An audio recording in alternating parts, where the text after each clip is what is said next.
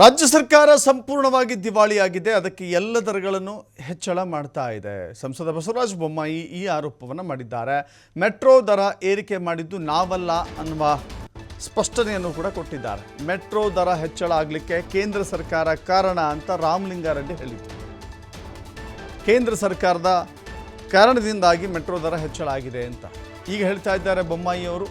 Metro ದರ ಏರಿಕೆ ಮಾಡಿದ್ದು ನಾವಲ್ಲ, ದರ ನಿಗದಿ ಮಾಡುವ ಒಂದು ಸಮಿತಿ ಇದೆ. ಮೆಟ್ರೋ ದರ ವಿಚಾರದಲ್ಲಿ ಎಲ್ಲ ಅಧಿಕಾರ ರಾಜ್ಯ ಸರ್ಕಾರಕ್ಕಿರುತ್ತೆ.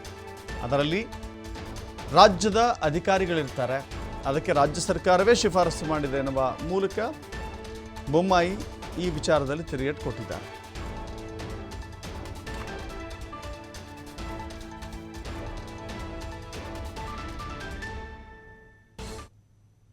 ಭಾಳ ಸ್ಪಷ್ಟವಾಗಿದೆ. ದರ ನಿಗದಿ ಮಾಡುವಂಥ ಒಂದು ಸಮಿತಿ ಇದೆ, ಫೇರ್ ಫಿಕ್ಸೇಷನ್ದು. ಅದು ರಾಜ್ಯದಲ್ಲಿದೆ, ರಾಜ್ಯ ಅಧಿಕಾರಿಗಳಿದ್ದಾರೆ.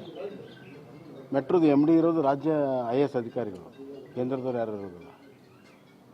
ಮತ್ತು ಮುಖ್ಯಮಂತ್ರಿಗಳು ದರ ಇಳಿಸಿ ಅಂತ ನಿರ್ದೇಶನ ಕೊಟ್ಟಿದ್ದು ಅದೇ ಸಾಕ್ಷಿ ರಾಜ್ಯ ಸರ್ಕಾರದಲ್ಲಿದೆ ಅಂತ.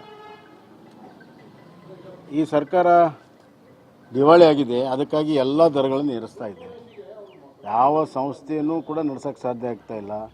KSRTC ಇರ್ಬೋದು, ಎಸ್ಕಾಮ್ಸ್ಗಳಿರ್ಬೋದು, ಕರೆಂಟಿಂದಿರ್ಬೋದು, ಹಾಲಿಂದಿರ್ಬೋದು, ಎಲ್ಲ ದರಗಳನ್ನು ಏರಿಸ್ತಾ ಇದ್ದೇವೆ, ವಿಪರೀತ ಏರಿಸ್ತಾ ಇದೆ. ದಿನನಿತ್ಯ ನಾವು ಬೆಲೆ ಏರಿಕೆಯ ಸುದ್ದಿಯನ್ನು ಕೇಳ್ತಾ ಇದ್ದೇವೆ. ಅದರಲ್ಲಿ ಮೆಟ್ರೋ ಕೂಡ ಒಂದು. ಭಾಳಷ್ಟು ಸಾರ್ವಜನಿಕರಿಗೆ ತೊಂದರೆ ಆಗ್ತಾಯಿದೆ. ಈ ಸರ್ಕಾರ ತನ್ನ ಒಂದು ಹಣಕಾಸಿನ ನಿರ್ವಹಣೆಯಲ್ಲಿ ವೈಫಲ್ಯ ಕಾರಣದಿಂದ ಅದರೆಲ್ಲ ಭಾರ ಜನರ ಮೇಲೆ ಹಾಕ್ತಾ ಇದೆ. ಇದು ಖಂಡನೀಯ. ಮೆಟ್ರೋ ದರ ಏರಿಕೆ